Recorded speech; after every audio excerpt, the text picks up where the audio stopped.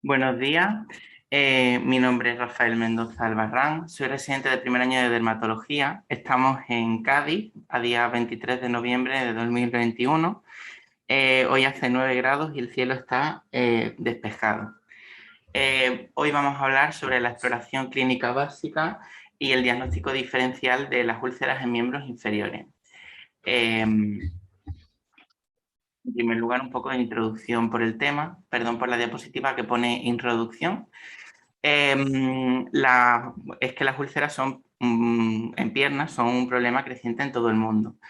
Además, se trata de un problema que es prácticamente común a la totalidad de las especialidades médicas.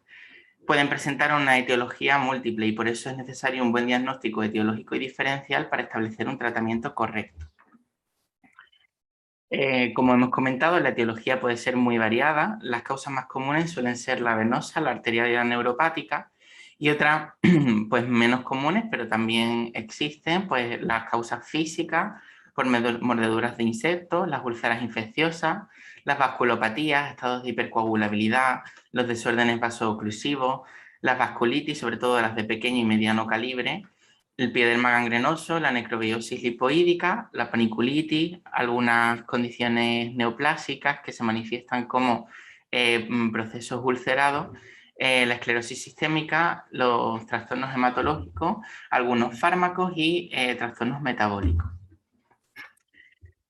Vamos a empezar definiendo por lo que es una úlcera, y es que sería una destrucción del tejido epidérmico que se puede extender pues, a la dermis, incluso puede llegar a la grasa subcutánea o a tejidos más profundos como las estructuras nobles.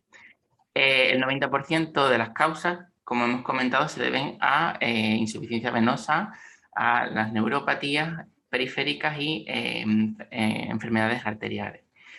Se está viendo en los últimos años un incremento de las úlceras de etiología mixta, venosa y arterial, como consecuencia de la obesidad y la arteriosclerosis. En primer lugar, tendríamos la insuficiencia venosa. Como factores de riesgo de esta enfermedad, pues sería la edad avanzada, el sexo femenino, la obesidad, una bipedestación prolongada, el embarazo múltiple o la historia de trombosis venosa profunda. En cuanto a la clínica, suelen afectar a la parte media de la pantorrilla hasta el tobillo, afectando sobre todo a maleolos internos. Las úlceras suelen ser superficiales, de bordes muy irregulares, con un exudado fibrinoso y amarillento en la superficie. El dolor suele ser moderado y, como podemos entender, al ser un trastorno venoso, los pulsos periféricos son normales. Además, si se acompaña de estigmas cutáneos como telangiectasia, varices y depósitos de hemosiderina, como vemos que tenemos en este cambio de coloración de la piel, pues iría más a favor de la etiología venosa. En cuanto al diagnóstico, es fundamentalmente clínico, aunque nos podemos apoyar también en un ecodoppler, que es útil en los casos que dudemos de la etiología, donde veremos pues, un reflujo y una obstrucción de las venas tanto superficiales como profundas e incluso perforantes. En cuanto a la enfermedad arterial periférica, como factores de riesgo, pues tenemos los factores de riesgo cardiovasculares, como la diabetes, la hipertensión, el tabaco y la hiperlipemia. En cuanto a la clínica, suelen localizarse distalmente, sobre todo en el pie, en los maleolos, más bien externos, y en los dedos, ¿vale? Suelen tener bordes, como vemos en la imagen, bien demarcados, con un aspecto como perforado, y es frecuente las escaras necróticas. El dolor en esta patología es bastante intenso. En cuanto al diagnóstico, fundamentalmente es clínico, y más si tenemos signos clínicos que apoyen esta etiología, como por ejemplo la claudicación intermitente o incluso dolor de reposo ya en estadios avanzados, la disminución de los pulsos periféricos, un relleno capilar retardado, es decir, más de 3-4 segundos, una palidez de la extremidad, que la extremidad se vuelve como fría y además brillante y disminuye el vello de la extremidad. Y en el diagnóstico, sobre todo en la enfermedad arterial periférica, es fundamental el índice tobillo-brazo. Aquí tenemos una imagen que ilustra cómo se realizaría este procedimiento, ¿vale? Y un índice tobillo-brazo normal sería de 1 a 1,4. Una obstrucción límite sería de 0,91 a 0,99 y ya tendríamos enfermedad arterial periférico cuando es inferior a 0,9 y una isquemia crítica del miembro si es inferior a 0,4. Posteriormente tendríamos la neuropatía periférica. La etiología más frecuente es la diabetes a día de hoy, aunque puede ser debido a otras causas como desórdenes espinales, la espina bífida, la tabes dorsal, el abuso de alcohol, las deficiencias nutricionales como por ejemplo el déficit de vitamina B12 o enfermedades autoinmunes. En cuanto a la clínica, dado a que debido a la neuropatía tenemos un déficit de sensibilidad, suelen ser úlceras indoloras. Además, suelen encontrarse sobre puntos de presión en el pie o en el talón, donde además vemos una hipercallosidad. La clínica asociada, pues podemos tener artropatía de Charcot, dedos en garra, una reducción de la sudoración, todo ello debido a la neuropatía. Muchas veces es necesario descartar osteomolitis en las úlceras neuropáticas que sean muy profundas y fundamentalmente el diagnóstico es clínico, donde será importante una exploración minuciosa de la sensibilidad del paciente. Posteriormente tenemos algunas otras úlceras por otras causas, las úlceras por presión, que es una causa bastante frecuente en pacientes mayores y encamados. Aparecen sobre prominencias óseas donde se ejerce una mayor presión en el decúbito. Pueden ir desde úlceras superficiales a úlceras profundas con exposición de estructuras nobles, como por ejemplo el hueso, el tendón o el músculo. Aquí vemos el estadiaje de estas úlceras, donde aquí tendríamos el estadio 1, que se manifestaría como un eritema sobre la zona, o el estadio ya 4, donde hay exposición de estructuras nobles con una úlcera profunda. El diagnóstico es fundamentalmente clínico, haciendo una buena historia del paciente y descartando pues, otras causas de úlcera.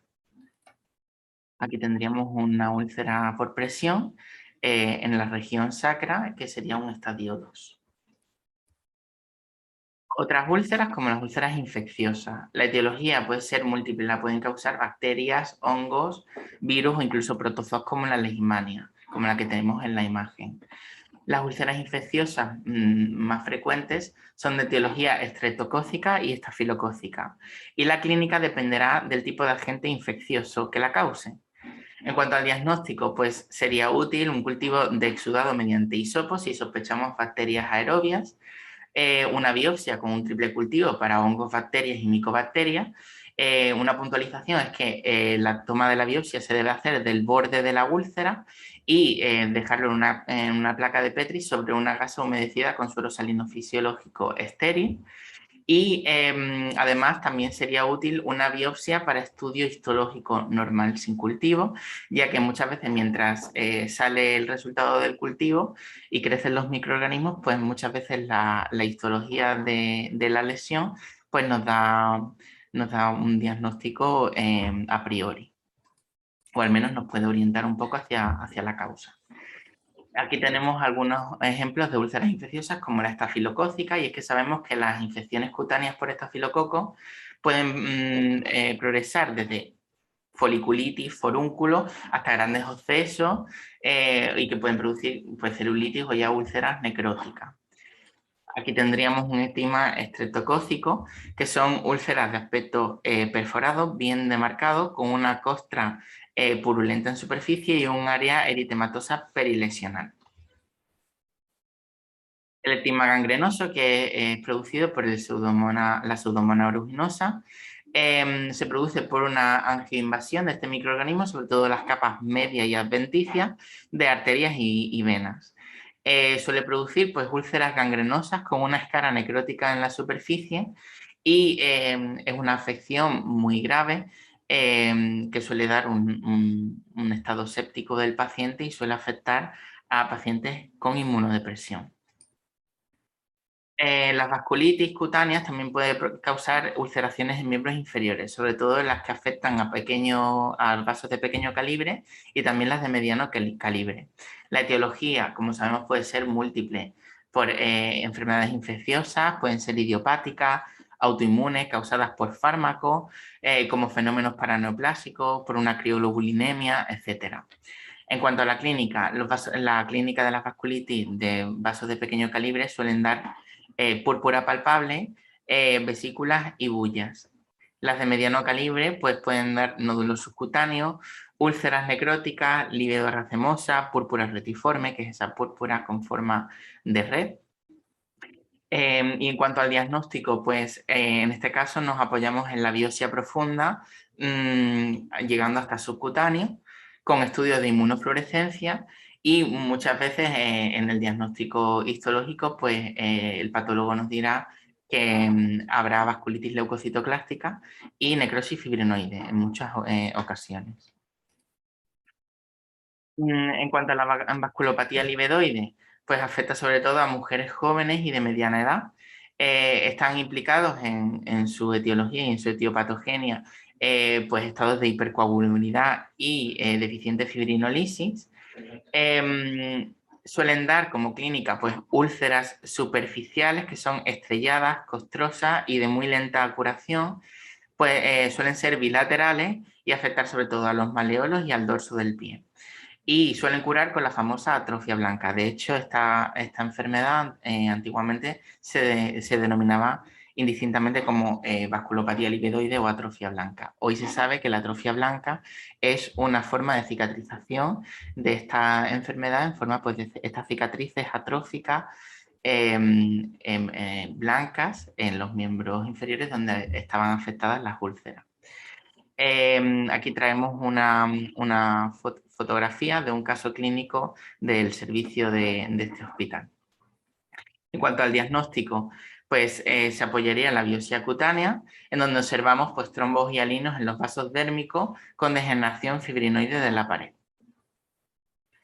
La tromboscaitis obliterante es una vasculopatía inflamatoria vasooclusiva que afecta sobre todo a arterias, venas y nervios de mediano y pequeño calibre. Afecta casi exclusivamente a hombres fumadores y es más frecuente en asiáticos. En cuanto a la clínica, pues suelen dar estos fenómenos isquémicos que suelen resultar en gangrena digital, como vemos aquí, y en ulceraciones. Pueden acompañarse de fenómenos de Raynaud y tromboflebitis superficial. En cuanto al diagnóstico, fundamentalmente es clínico, con una historia y un examen físico compatible, y a veces nos podemos apoyar en la angiografía. En cuanto al pioderma gangrenoso, es una dermatosis neutrofílica, ¿vale? Que suelen ser secundarias a otras enfermedades sistémicas, como por ejemplo la enfermedad inflamatoria intestinal, la artritis o enfermedades hematológicas. En cuanto a la clínica, primero suele producirse una pústula que posteriormente forma una bulla que se rompe con una exudación muy purulenta. Pueden ser úlceras únicas o múltiples. Son dolorosas, rápidamente progresivas, con bordes necróticos y un eritema perilesional, como observamos en la imagen. Y además tienen fenómeno de patergia positivo. En cuanto al diagnóstico, fundamentalmente es de exclusión, porque muchas veces realizamos biopsia y en la biopsia revela un infiltrado neutrofílico, pero no tiene datos de especificidad. Por tanto, tenemos que excluir las demás causas de úlceras en miembros inferiores. Posteriormente tenemos la paniculitis, que sería una inflamación del tejido celular subcutáneo, que como sabemos puede ser septal o bien afectar al lobulillo, que puede dar clínicas de nódulos subcutáneos que pueden ulcerarse e incluso drenar material al exterior. Nos apoyaríamos también como en la vasculitis de una biopsia profunda que abarque la hipodermis, y en la biopsia pues veríamos ese infiltrado inflamatorio bien septal o bien lobulillar, y en algunos casos, como por ejemplo las paniculitis pancreáticas, pues células fantasma y saponificación de la grasa, que drenarían pues contenido oleoso al exterior. Posteriormente tenemos que tener en cuenta que muchos procesos cancerosos pueden manifestarse como ulceraciones a nivel de la piel.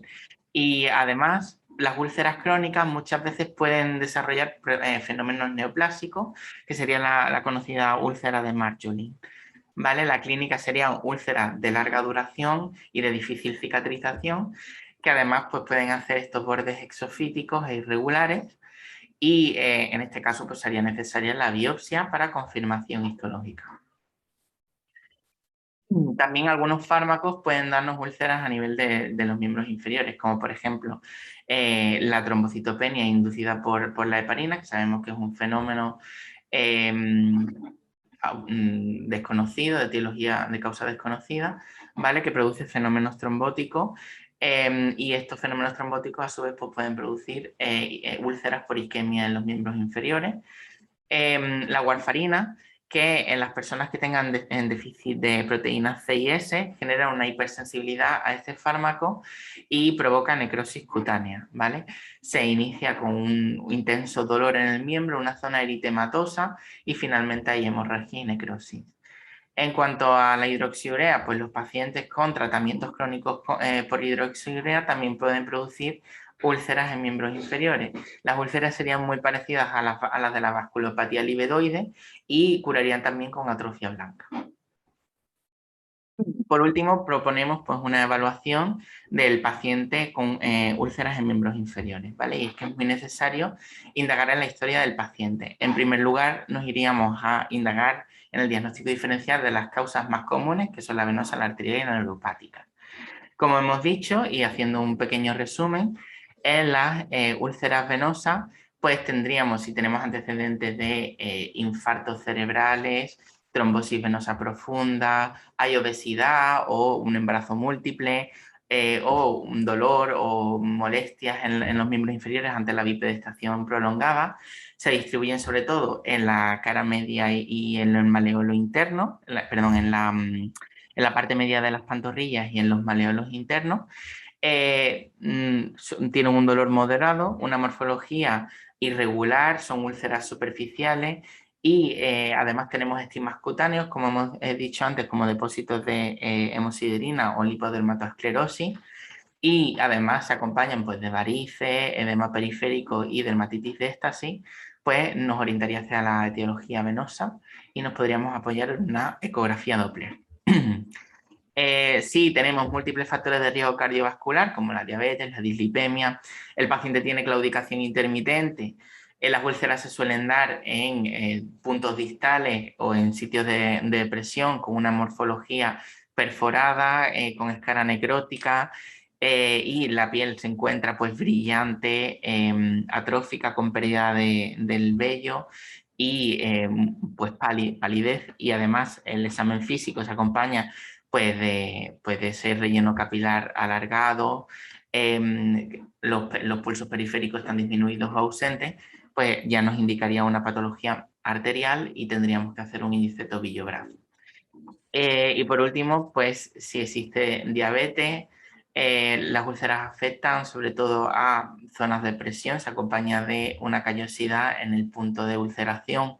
Hay un trastorno de la sensibilidad generalizado en el miembro y son indoloras, pues ya nos indicaría más una úlcera neuropática y tendríamos que hacer una exploración minuciosa de la sensibilidad para descartar esta etiología y además descartar otras causas de úlceras en miembros inferiores porque muchas veces el componente ulceroso puede ser mixto o múltiple. Información adicional que recabaríamos en la historia del paciente, pues si tiene historia de traumatismo en el lugar, como por ejemplo pueda pasar en un pioderma gangrenoso o en una úlcera física, si el dolor es severo, como ocurre en la enfermedad arterial, si el desarrollo de la úlcera es muy rápido, como por ejemplo en el pioderma gangrenoso, si hay historia de trombosis o coagulopatías, para orientar hacia una etiología bien venosa o bien también una vasculopatía livedoide. Si hay historia de enfermedades autoinmunes o hematológicas, la exposición a fármacos, como hemos visto antes, a la warfarina, a la heparina o a otros. Si hay una movilidad reducida del paciente y nos orienta más hacia una úlcera por presión, por un decúbito prolongado, un paciente pues, sin colchón antiescaras y que no le cambien de posición de forma regular, o el consumo de tabaco, como por ejemplo la trombongitis obliterante. En cuanto a la exploración física, además de la que ya hemos mencionado, de las etiologías más comunes, como la venosa arterial y neuropática, otros signos que pueden revelar la exploración física sería la púrpura palpable, como la vasculitis de pequeño calibre, la púrpura retiforme o la libido racemosa, los nódulos subcutáneos, como puede haber en la paniculitis o también en las vasculitis de mediano calibre, la atrofia blanca, como sucedería en la vasculopatía livedoide, el lívidos reticulares o el drenaje de material oleoso, como ocurriría en la paniculitis pancreática. Por último, pues no se realizan de rutina, pero en función de todos los hallazgos recabados, siempre nos podemos apoyar pues, en estudios complementarios como la biopsia, ¿vale? Que sobre todo pues, nos ayudaría en diagnósticos que queden poco claros. Y después valoraríamos realizar estudios radiológicos, microbiológicos y serológicos en función de la sospecha clínica. Muchas gracias. Me ha encantado, Rafa.